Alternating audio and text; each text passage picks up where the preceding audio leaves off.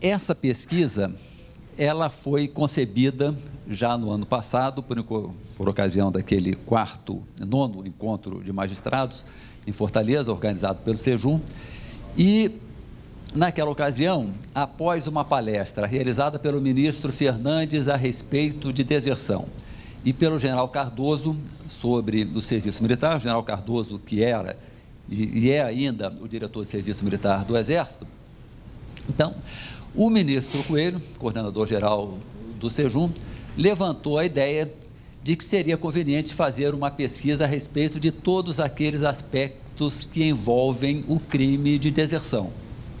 E por que o crime de deserção?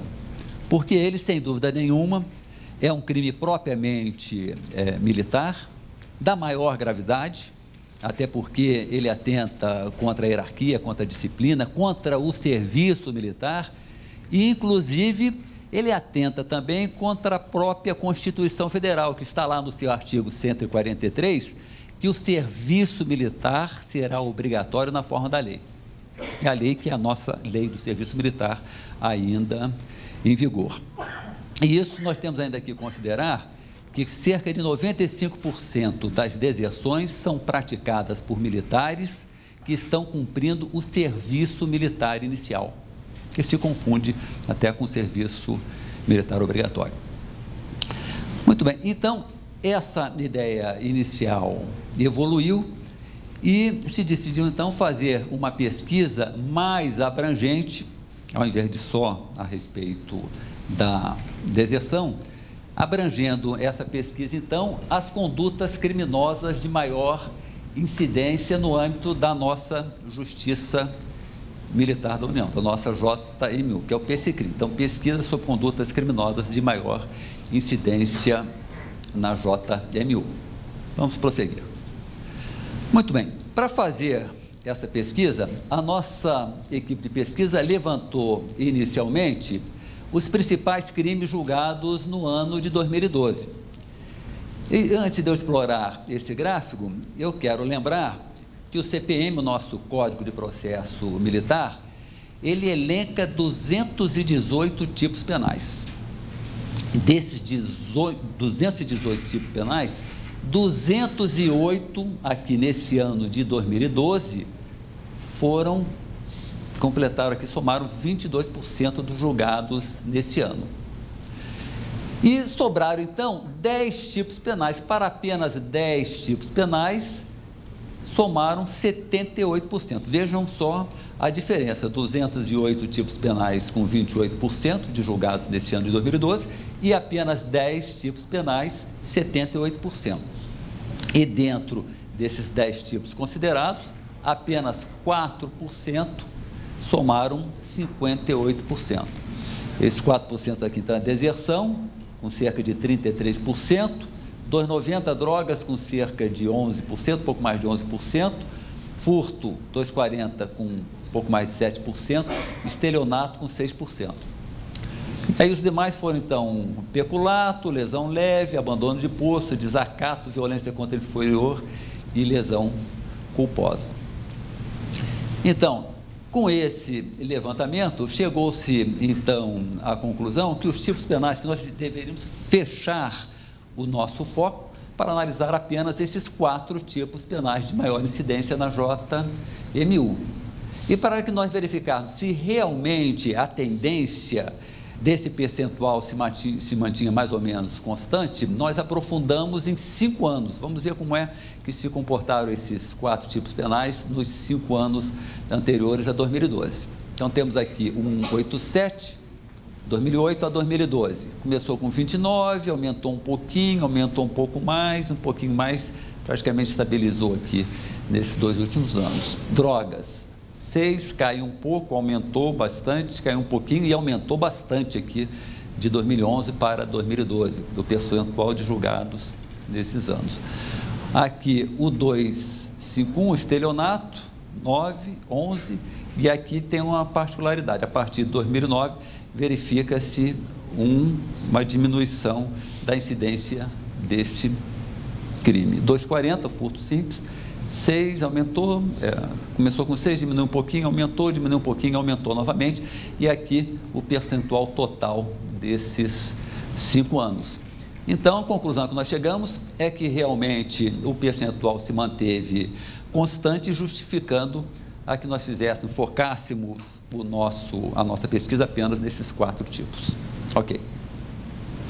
Aqui é uma outra visualização em gráfico, onde nós podemos aqui verificar que o artigo 187, a deserção, começou aqui no ano de 2008, foi aumentando gradativamente, mas sempre de maneira constante. O 290, né, drogas, está aqui, 2008, caiu um pouquinho, aumentou e aumentou aqui em 2012. 251, o estelionato, foi o único que aumentou um pouquinho, e depois veio com uma tendência decrescente até o ano de 2012. E o 240 aumentou, diminuiu um pouquinho, aumentou, diminuiu e aumentou novamente para esse patamar. Ok. Já que nós estamos falando muito a respeito de deserção, essa transparência nos mostra em valores absolutos o número de deserções julgadas na primeira instância em valores absolutos. Então, nós observamos aqui que 2008, 2009, 2010 diminuiu um pouquinho, 2011 teve um aumento acentuado, bastante significativo. Em compensação, em 2012, ela retornou mais ou menos aos patamares anteriores. Então, é um dado da maior importância, inclusive pelas discussões que estão tendo lugar aqui no tribunal a respeito da deserção. Ok. Muito bem. Então, o Sejum, nós vemos aqui que é responsável pelos estudos e pesquisas, etc. E foi o Sejum que tomou a iniciativa e de quem é a responsabilidade pela realização dessa pesquisa. Pode passar. Ok. Pode passar. A importância dessa pesquisa, que nós consideramos, é basicamente proporcionar um conhecimento sobre esses fenômenos que envolvem esses 4 tipos penais que foram selecionados. Também, e muito importante, disponibilizar subsídios tanto para a JMU como também para as Forças Armadas, para que nós e as 3 forças, possam estabelecer estratégias de providência para minimizar os efeitos desses tipos penais e ainda também, de maneira mais subsidiária, proporcionar uma base estatística para futuros estudos na área de criminologia. Apenas para que nós tenhamos aqui um conhecimento de como é que está formatada a nossa equipe. Então, a responsabilidade e a iniciativa, como já disse, é da Sejum, né, cujo coordenador geral é o ministro Coelho. Eu fui convidado como coordenador técnico dessa pesquisa e a minha equipe, então, é composta pelo meu chefe de gabinete, que é o coronel Garrone, que na realidade é o factotum dessa pesquisa, e contamos com o concurso de oficiais das 3 forças. Da Marinha, o tenente Jefferson, que foi cedido pelo Instituto de Pesquisas da Marinha. Do Exército, nós temos o tenente-coronel Sinotti, cedido pela diretoria do Serviço Militar, e o major Luiz Silva, do Estado-Maior do Exército. E na Aeronáutica, nós tínhamos o tenente Lux, que, felizmente para ele, infelizmente para nós, foi aprovado num concurso público e teve que nos deixar. Muito bem. Continuamos. Bom, eu vou abordar agora, ainda de maneira muito resumida, de que maneira a nossa pesquisa realizou o projeto, de que maneira esse projeto foi concebido e foi formatado. Destacando que esse projeto é de fundamental importância, porque ele é que vai ser o farol que vai orientar e conduzir todos os nossos trabalhos ao longo dessa pesquisa. Então, vou procurar, é um assunto de natureza muito técnica, e que eu vou procurar trazer aqui apenas aquelas informações de maior interesse para o auditório. Ok. Muito bem. Como nós vimos lá naquele levantamento inicial que eu apresentei no começo da pesquisa, então, aqueles 4 tipos mais importantes foram eleitos pelo nosso projeto como objetivo principal para descrever o comportamento desses tipos penais. Aqueles 4 aqui eu já me referi: deserção, tráfico, furto e estelionato. Muito bem. Mas além desses objetivos principais, daqueles descrever, aqueles 4 tipos penais, nós temos também que levantar como objetivos secundários outras necessidades que serão utilizados para formatar o quadro de variáveis e os planos tabulares para essa pesquisa. E quais são esses objetivos secundários? Vamos levantar aqui, apresentar apenas alguns, né? Conhecer o perfil do réu, identificar os fatores que têm levado a aqueles crimes, mapear os crimes por localidade, verificar as auditorias com maior quantidade de processos, relação entre tipo penal, se existe alguma relação entre uma maior incidência de algum tipo penal por tipos de organizações militares, identificar uma eventual tendência de crescimento desses crimes ou não, ou até de diminuição. Nesse particular, eu esqueci de falar, aquela tendência de declinante do artigo 251 do estelionato. Isso certamente será esclarecido pela pesquisa, mas no meu entendimento, isso é perfeitamente, fica muito claro quando nós verificamos que as 3 forças singulares andam intensificando os seus controles a esse respeito, utilizando o SISOB, que é o Sistema Nacional de Óbitos, cobrando a apresentação das pensionistas, etc., e obrigando o cadastramento, o recadastramento. Então, isso tem levado a uma tendência declinante do 251. Identificar as alegações dos réus, eu considero isso muito importante, e o desfecho dos processos, o tempo passado entre a atuação e o julgamento, percentual, isso aí também faz parte das nossas discussões atualmente no tribunal, de desertores licenciados antes do julgamento por diversos motivos, e identificar também o tipo de drogas ilícitas envolvidas nesse crime, né? Então, inicialmente era muita maconha, alguma cocaína, agora está entrando o crack, e por aí vai. Ok.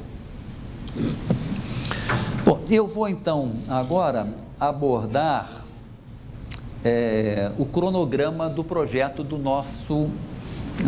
da nossa pesquisa. Então, esse cronograma está dividido em 3 fases. A primeira fase, segunda e a terceira. Em cada uma dessas fases, pode ir colocando aí em cada uma dessas fases, nós temos diversas atividades, né? Essas atividades aqui, que não dá para ler, que serão desenvolvidas ao longo de uma linha de tempo, um determinado período. A primeira fase, ela diz respeito a esta aqui, basicamente a análise dos dados do nosso SAM, do Sistema de Acompanhamento Processual. A segunda fase é essa onde nós nos encontramos, nós temos aqui eventos que desenvolvem ao mesmo tempo na primeira e na segunda fase. Nessa aqui, a nossa equipe de pesquisa está comparecendo a todas as auditorias, e parece que faltam apenas as auditorias da terceira CJM do Nordeste, né? A 6ª, 7ª e 10ª, né? As outras todas, eles já compareceram. Nessa visita às auditorias é apresentado o projeto de pesquisa e, ao mesmo tempo, a equipe está recebida e tem recebido subsídios e sugestões da melhor qualidade, importantíssimos esses subsídios, para a formatação, então, do quadro de atividades e dos planos tabulares para a pesquisa. De posse desses dados que nós recebemos, desses subsídios que nós recebemos das auditorias, então, nós vamos elaborar formulários, questionários que serão aplicados inicialmente numa pesquisa piloto nas auditorias da 11ª CJM. Aí, após, então, depurar, fazer os ajustes necessários nesse formulário, cuja pesquisa piloto foi realizada aqui nas nossas auditorias de Brasília, aqui pertinho, facilita grande, nós, então, vamos encaminhá-los a todas as auditorias que irão responder. E, da mesma forma, na nossa terceira fase, a mesma coisa, ou de maneira semelhante, será realizado com relação às organizações militares de Brasília, depois de depurado esse questionário, para as demais organizações militares selecionadas das 3 forças singulares em todo o Brasil. Ok. Aqui apenas um resumo daquilo que foi dito. Então, nós vamos, na primeira fase, analisar os dados do SAM, principalmente, mas também da auditoria de correição. Na segunda fase, essa aqui da construção dos planos tabulares, né, por intermédio das variáveis que foram levantadas nas auditorias, e a coleta de dados, aí faz o formulário, que nada mais é que um questionário, se encaminha para a pesquisa piloto na 11ª CJM, e depois, então, de depurado para todas as outras auditorias, e na terceira fase a mesma coisa em relação às organizações militares das forças singulares. Ok. Agora, eu também vou abordar de maneira muito rápida, passando, alguns aspectos técnicos do PC-CRIM, apenas para o entendimento desse nosso projeto. Ok. Então, essa transparência é apenas para nos dar uma ideia de que a nossa pesquisa vai analisar basicamente informações que constam de um banco de dados. E no nosso caso, esse banco de dados, nosso banco de dados principal, é o SAM, é o nosso sistema de acompanhamento processual, de onde serão então extraídos aqueles dados necessários para o nosso estudo. E vejam que qualquer banco de dados, ele tem uma tela amigável, que é justamente para facilitar que nós possamos incluir dados de cadastro, registrar informações, etc., nesse banco de dados. Seja ele um banco de dados aqui de um caixa eletrônico de um banco comercial, seja banco de dados aqui ligados a um servidor por intermédio de uma intranet, ou um banco de dados corporativo de uma instituição qualquer, no caso aqui do STM, com seus diversos formulários. Bom, e como é que essa coisa funciona? Na verdade, um banco de dados tem por trás tabelas, basicamente tabelas. Tabelas que, por sua vez, armazenam variáveis, diversas variáveis, de acordo com as necessidades da instituição. Então, para o nosso entendimento, eu trago aqui uma tabela do SAM. Quer dizer, o SAM é um grande banco de dados, tem diversas tabelas, cada tabela com diversas variáveis. Então, esse aqui é um banco de dados do SAM sobre consultas a respeito de IPD, de instruções provisórias de deserção, com os diversos dados. Aí tem o número aqui, o nome, data, etc., todos os dados que a instituição considera necessários. Então, essas são as variáveis de uma tabela.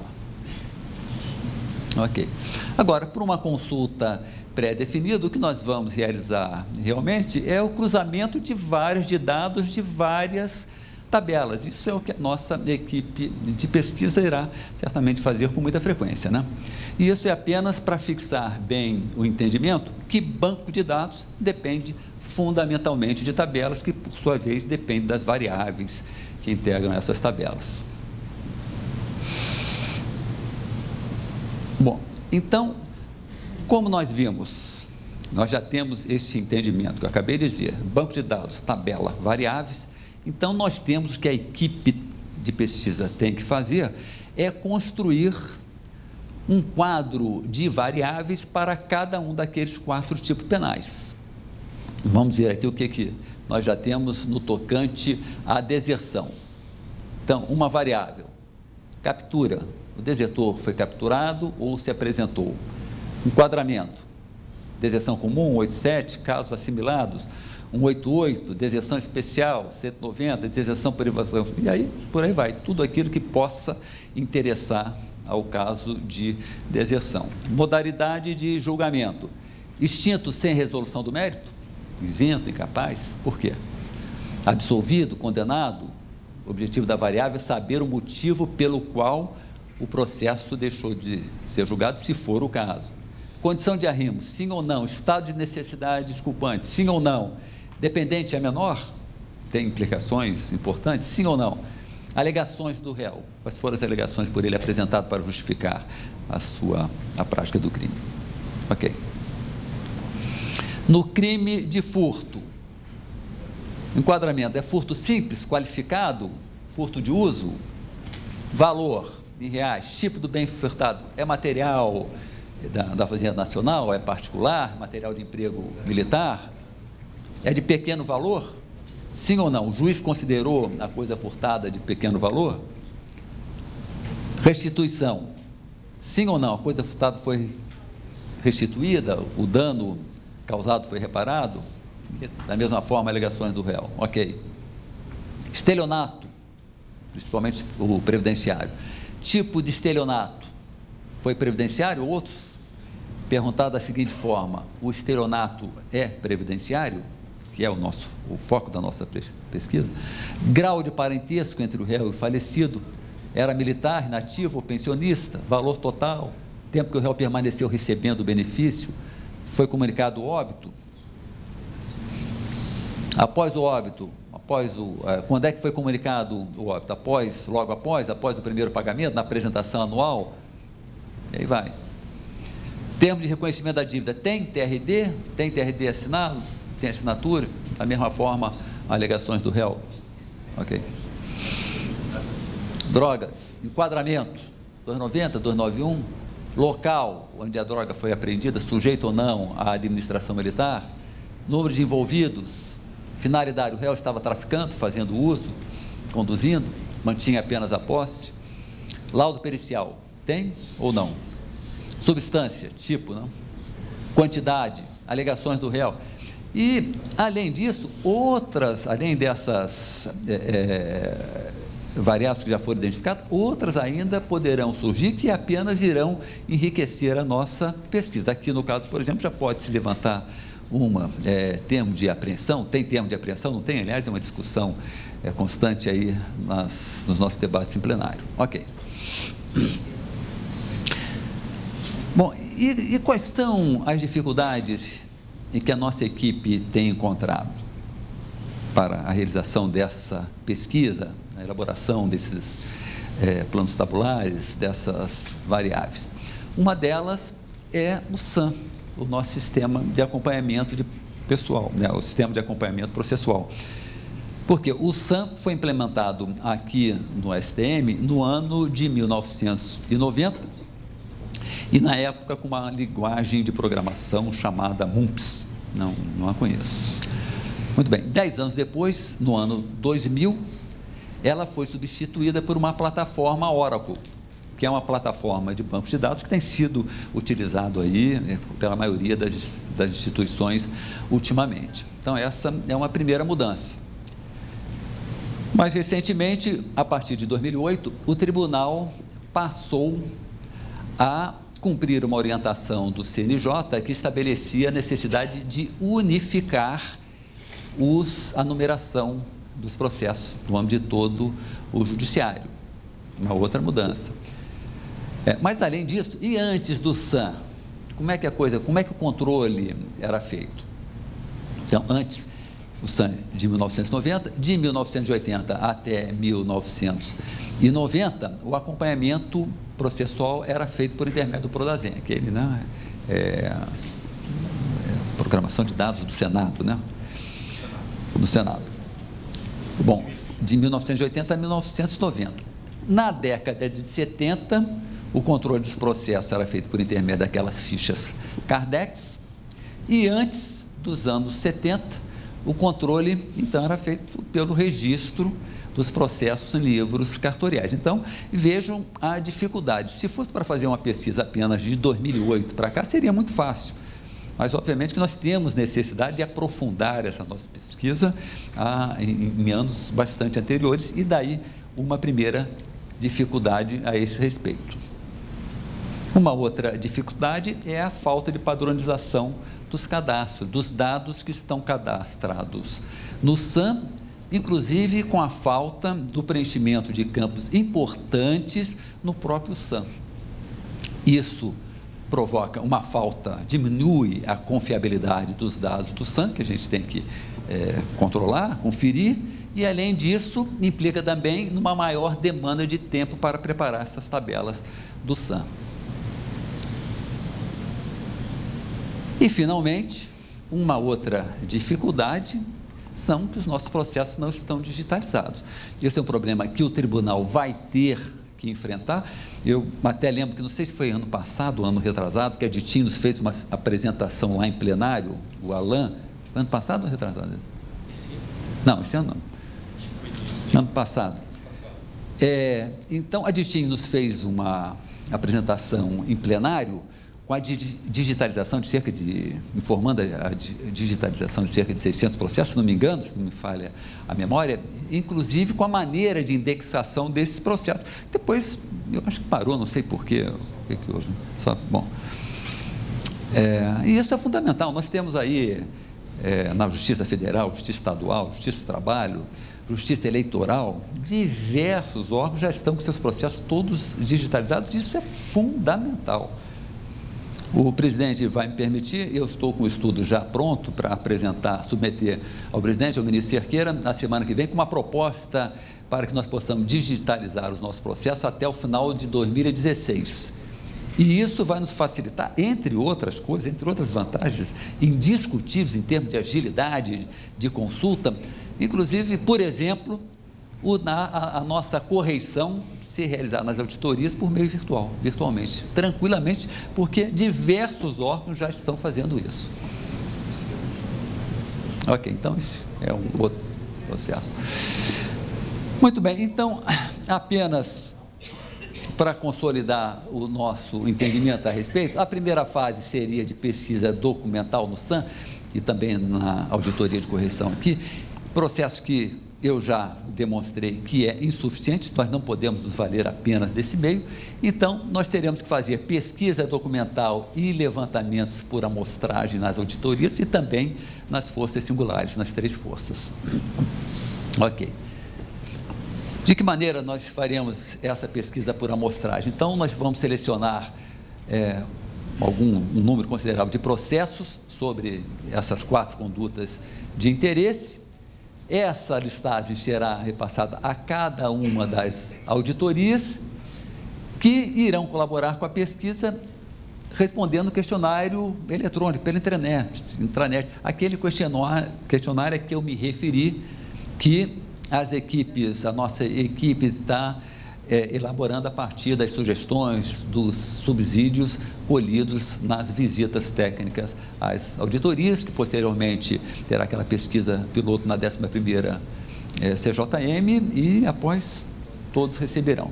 E esses dados serão então contabilizados e incluídos no processo, no projeto.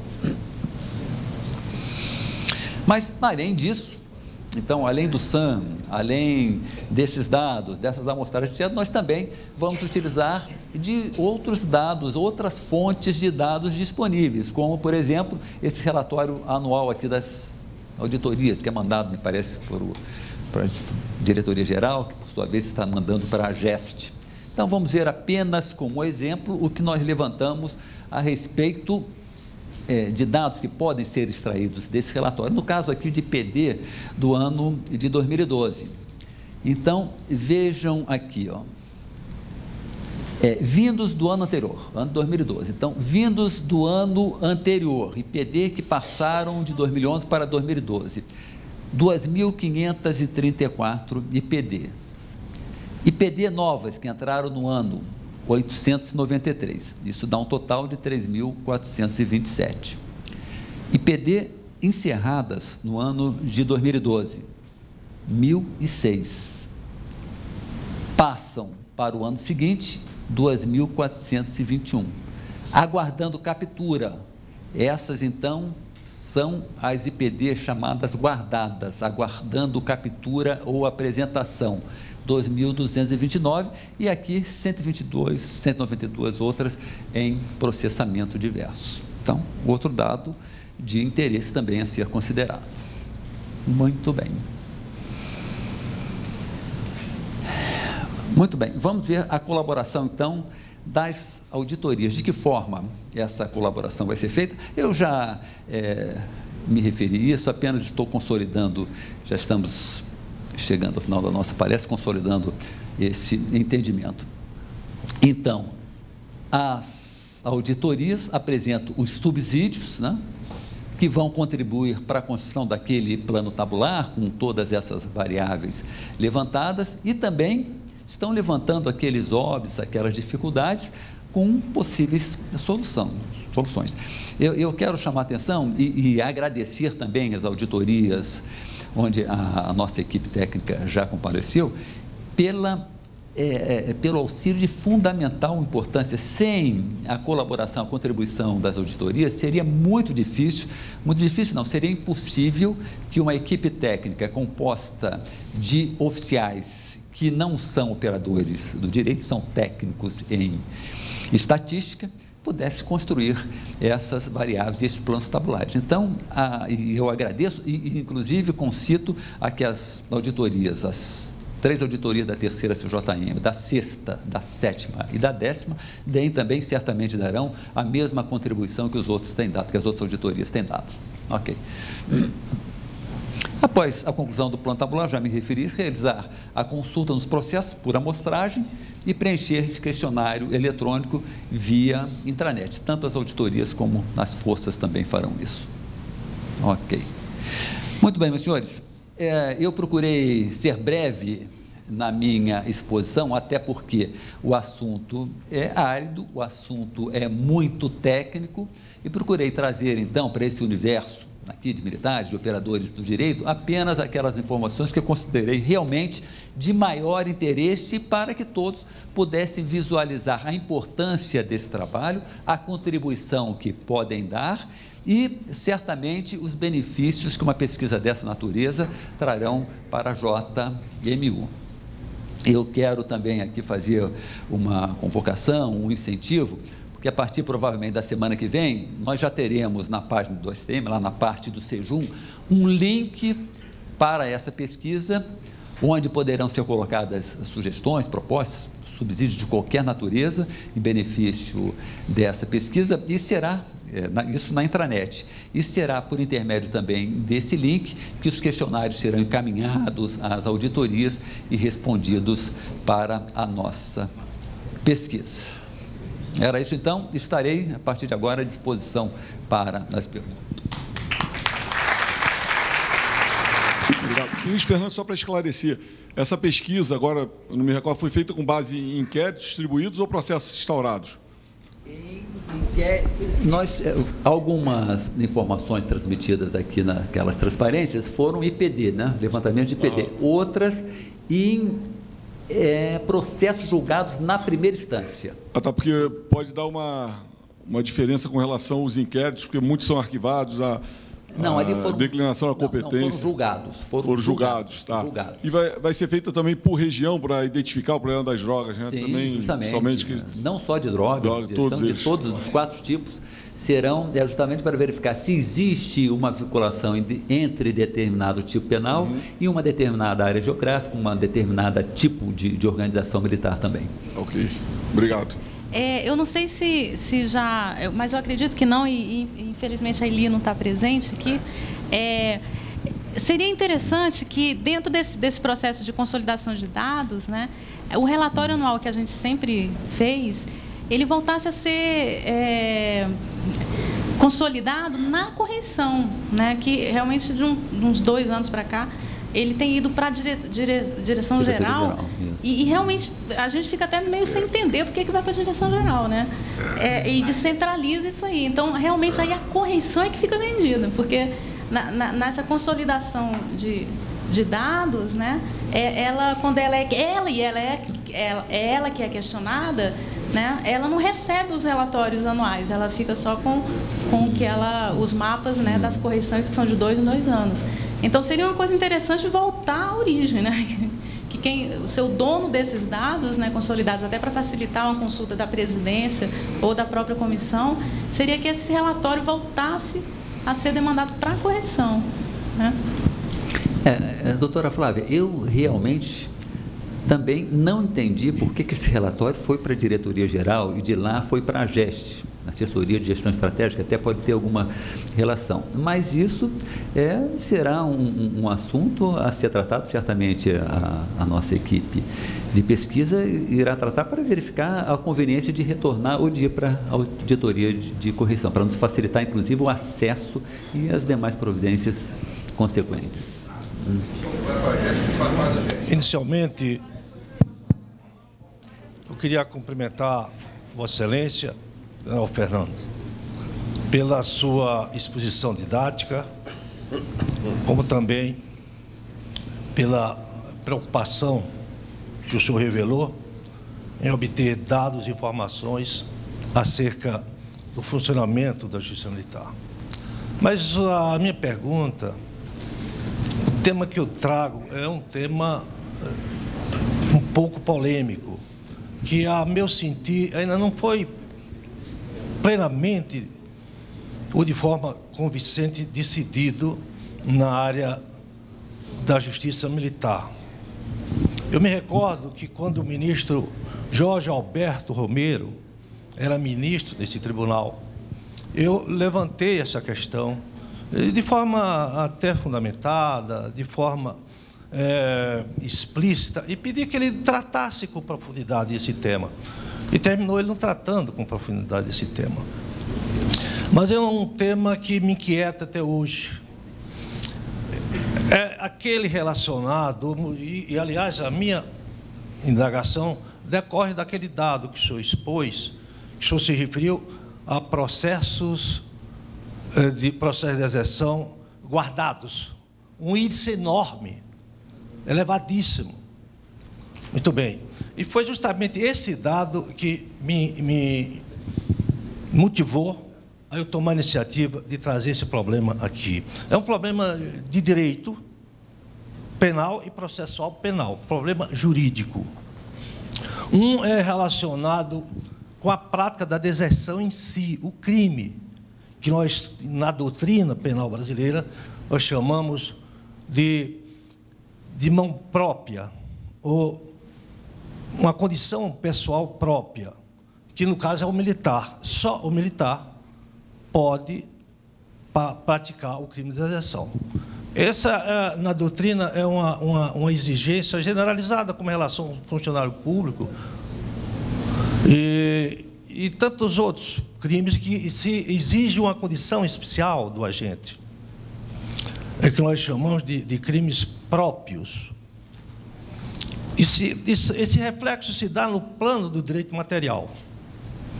E há um outro reflexo que se dá no campo do processo, no campo instrumental, que eu só conheço praticamente 3 tipos de ações penais, processuais penais, que é aquela a cargo do Ministério Público, que se classifica como incondicionada, não submete a condição nenhuma. O Ministério Público promove ação penal. Há uma outra chamada condicionada, que se condiciona à representação ou à requisição do ministro. E aquela ação penal privada. No nosso sistema, quando quer se referir a uma condição, geralmente vem expressa, justamente por ser exceção. A regra é a ação penal incondicionada. Mas quando se trata de uma exceção, que é a ação penal condicionada, aí essa condição vem expressa na legislação. No nosso código, quando quer se referir a uma condição, vem de forma expressa, ou a requisição do ministro da Justiça, ou a representação, no caso da época dos ministros militares. Mas, uma coisa generalizadamente no sistema processual brasileiro, quando se quer que uma ação seja condicionada, vem de forma expressa. Em relação à ação penal, ação processual penal, no que diz respeito ao crime de deserção, para se promover essa ação, não se exige nenhuma condição. Se eu ver o Código de Processo Penal, não se exige nenhuma condição. Então, esse problema de que essa condição da incorporação, que o real seja reincorporado, que nós praticamente não é que aceitamos assim, sem maior discussão, sem maior debate, mas é uma posição que a doutrina não consagra, não prestigia, não apoia. A doutrina, pelo contrário, apoia a tese de que, não tendo uma condição específica, uma exigência especial, se pode promover a ação penal. Eu gostaria de levantar esse problema e gostaria que meus colegas se pronunciassem sobre isso. É uma questão jurídica muito importante e que está levando a isso aí, a essa situação que o senhor demonstrou. Então, saber se realmente é uma ação penal pública condicionada ou se é uma ação penal pública incondicionada. E, se for condicionada, que se aponte no Código de Processo Penal onde está consagrada essa exigência. Só era isso, presidente. Na realidade, esse não é o motivo da nossa pesquisa, né? A pesquisa é levantar as condições, etc., uma série de aspectos relativos a cada um daqueles 4 tipos penais de maior incidência. Mas esse assunto ao qual o senhor se referiu, existe muita controvérsia, inclusive no próprio plenário do tribunal, existem 2 correntes. Uma, que é a corrente que o senhor levantou agora, da possibilidade de uma ação penal independente da reclusão, seria isso, né? E a outra, até agora majoritária, que considera a necessidade da condição de prosseguibilidade, não? De reinclusão do desertor para que ele possa sofrer a ação penal, né? Então, realmente, como eu digo, eu não vou entrar nesse debate, porque é um assunto que nem no próprio tribunal, no próprio plenário, ele está pacificado. Temos 2 correntes a esse respeito. Não é o foco. Não é o foco. Pois não. Mais alguém?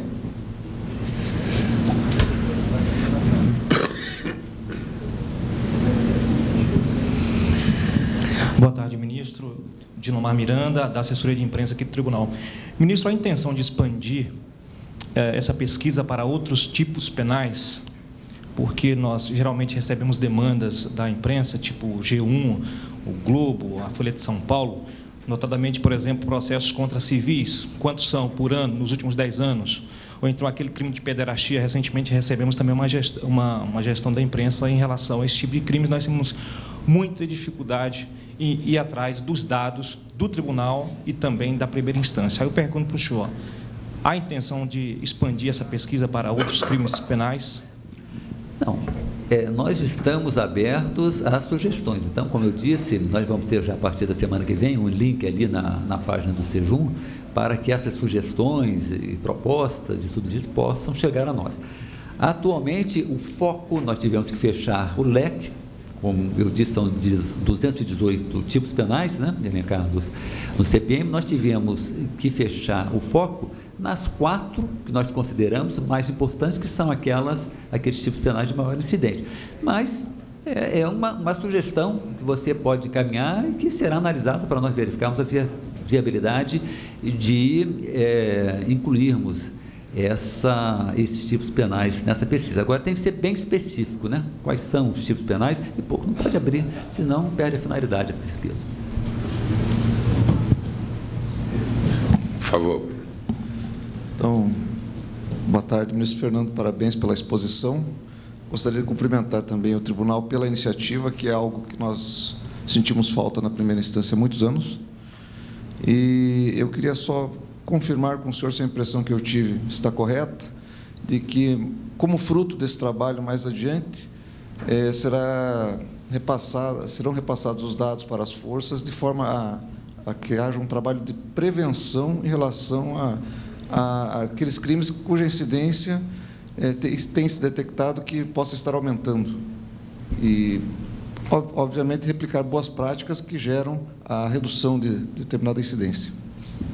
Certamente, o objetivo final, inicialmente, essa pesquisa será utilizada pela própria JMU, em benefício da própria JMU. E o outro objetivo finalístico também é orientar as forças, essa pesquisa será repassada às 3 forças regulares, para orientá-las a respeito de estratégias que elas possam vir a elaborar no sentido de minimizar, de evitar, de prevenir a ocorrência desses tipos, né? Dependendo do local, dos argumentos utilizados pelos agentes, né? Então, tudo isso certamente será de grande valia para que as forças possam trabalhar nesse sentido, de prevenção, como você mesmo disse. Bem, não tendo mais debatedores, eu gostaria de, em nome do presidente, também do presidente da Sejum, agradecer a presença do ministro Fernando como palestrante. Essa pesquisa já vem mais ou menos acompanhando, a gente sente uma necessidade de alguma coisa que nos assessore ou que, inclusive, nós possamos, até nas próprias palestras que nós vamos fazer nas forças, indicar, apontar quais são os crimes mais comuns que nós temos e os motivos que isso nós vamos obter através do levantamento de dados, os motivos pelos quais naquela região são cometidos aqueles crimes. Então, é uma forma, por exemplo, dentro da pergunta que foi feita pelo nosso doutor, ele é uma ferramenta de excelente uso para a justiça militar propriamente dita. Mas eu acho que para as forças será também bastante grande para efeitos estratégicos, efeitos inclusive até de ver como deve se proceder em função daquilo que está dando maior incidência em função dos dados que foram levantados para essa pesquisa. Então, eu vejo, nós vemos e nós, ministros, vemos e procuramos incentivar essa pesquisa que está sendo feita, que a partir de 2016 ou 2017 nós já teremos... Até setembro do ano que vem. Até setembro do ano que vem nós já tenhamos já alguns frutos, pelo menos essas 4 formas de crimes que são mais comuns dentro da justiça militar.